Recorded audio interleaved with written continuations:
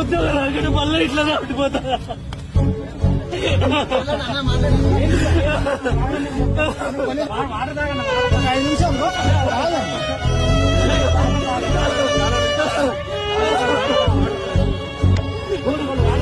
పదేళ్ల తర్వాత వచ్చిన అవకాశం ఇంట్లో వచ్చేట్లు వెళ్ళిపోతుందన్న. ఈ 3 సార్ల మధ్యలో ఉద్యోగం రాదన్న. 2 సంవత్సరాలు కష్టపడి చదువుకుంటున్నా.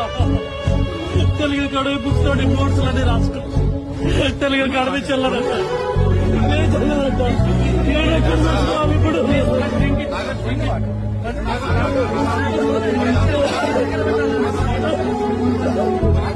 ఒకటి తీసుకో.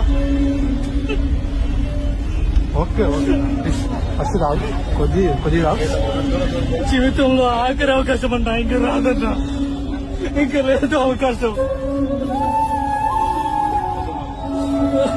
పుట్టిన బతికిన చచ్చిపోవడమే ఈ దేశంలో. అంతే. ఎవ్వరు మాట్లాడతారు. ఏదైనా చేసినా చెప్పరాసి ఉద్యోగాలు చేసుకొని చచ్చిపోవడం. ఎప్పుడింత ఈ బతుకులు మారు. ఎప్పటికీ మారు.